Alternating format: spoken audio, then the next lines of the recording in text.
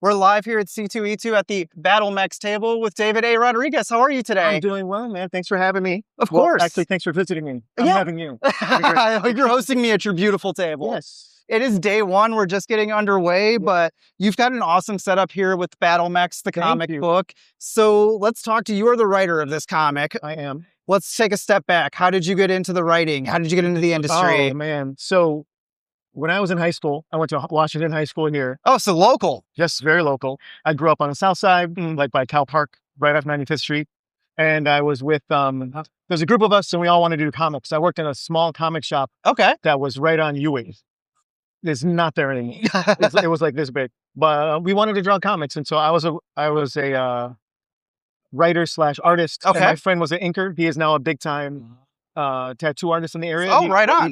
He owns a Lucky Cat named Caesar. Very familiar. Yeah. So we used to do comics together and I thought I wanted to be an artist. Okay. And then when I got older and I was like trying to do it more seriously, I just never got to that level, you know, where I felt like I could do this pro.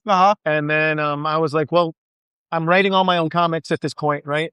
And I was writing plays and stuff in college. And I was like, maybe you're a writer. And so I started like leaning into writing and directing more. And that sort of became like where I felt most comfortable. And became your passion kind of. Like art I loved drawing, but it was always like, I could never hit that like next level of professional, right? I was like low level, first year artist alley dude. That's what I would have been. And I never would have gotten past that. Right on. So you went the writing route. Yeah, I went writing. So you've got obviously BattleMex, super pro wrestling influence. Yes, very much. Are you a pro wrestling fan? What's your story? Did you grow up with wrestling? Yes. Like I grew up, my dad was a huge wrestling fan, all my cousins. So like we grew up on like Von Erichs, like I don't remember what league was that? Like before WWE? Oh geez, you're talking like the NWA, you're talking Mid-South, you're talking territory days. Yes, like back then. And then of course when WWF started, Friday Night's Main Event, WrestleMania, like I was there for like we had the pay-per-view for the first WrestleMania. Oh, so you watched the first Mania live. Yes. So I was there.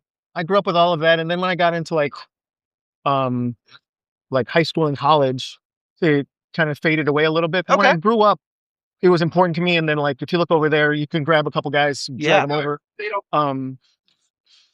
You know, whenever my grandparents went to like Mexico, they would bring us more of these like luchadors. And we had the little wooden ring with the rubber bands.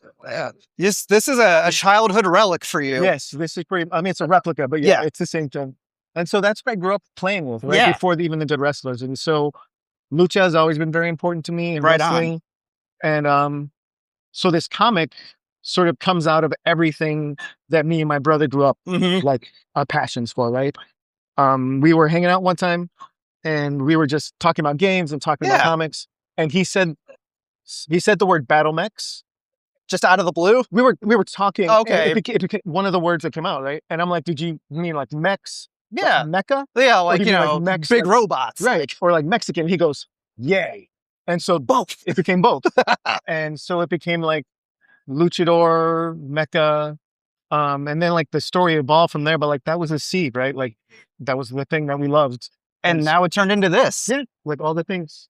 So what was your inspiration to start writing the comic? You and your brother brainstormed that and then you just took it to the next level? Yeah, we started like listing out like what it would be about. I felt like it needed to be set in Mexico because we don't have a lot of superhero comics that were set in that location.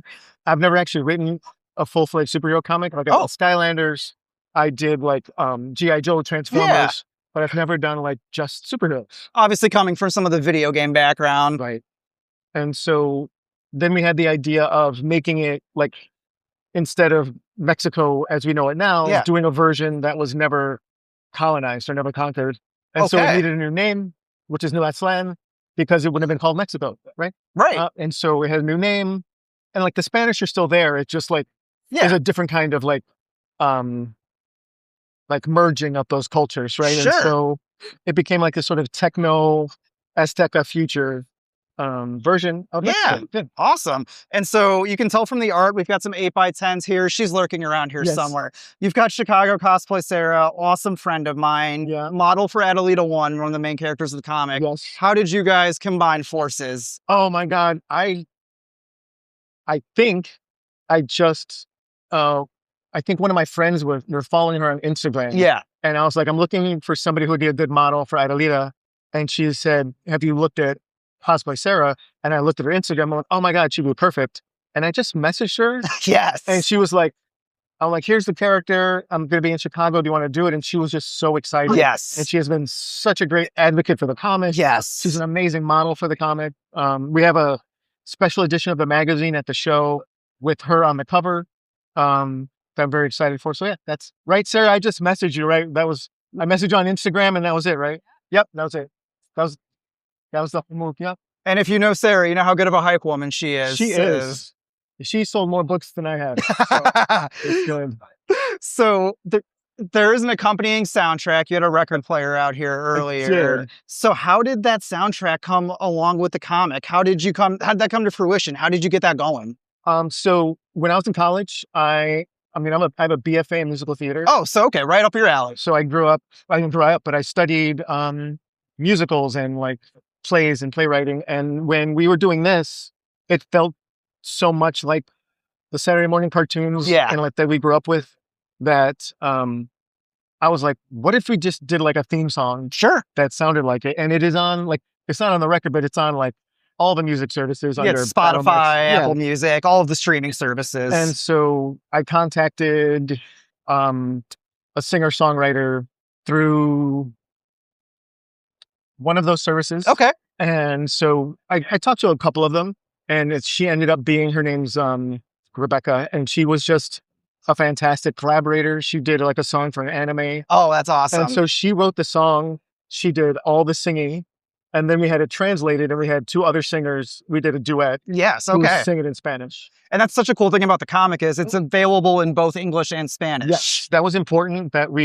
every issue is like their same day, English and Spanish. We never wanted it to be like, one version comes out this day. No, it's all in one. Yeah. So what is next for the comic series, and where can people, obviously we're here at C2E2, but if you're not here, where can people find the comic and what's next for the comic? So you can find the comic online at tresluchas.com. Right now we are doing a pre-launch for the new Kickstarter, which will be for issues 1, 2, and 3. And then you can become a VIP right now. All right. If you do your reservation, it's like $1. Just $1 to hold it. $1 to hold it, and you get a free set of mini prints. And we're also partnering with Super Show. Okay. The wrestling card game. There's going to be a special BattleMex starter set. In the card game? Its own. That is so cool. BattleMex card game with Super Show. And so if you VIP reserve, you get a special character pack, which I think they charge, it's like $15 for those packs. You get it for the $1. And it's playable with all the Super Show cards. So we're actually getting a wrestling card game for BattleMex. Once we cut this camera here, I'm paying $1 and holding all. This is way too cool. Okay, that's awesome. So I appreciate it. Thank you so much for the time. We will keep all of your links below, the Kickstarter, everything. We'll keep Sarah's info below so people can connect with her. Enjoy the rest of your show at this beautiful setup you have. Thank you. And it's been a pleasure. It's been a pleasure meeting you. Great meeting you. Thank you so much. Of course.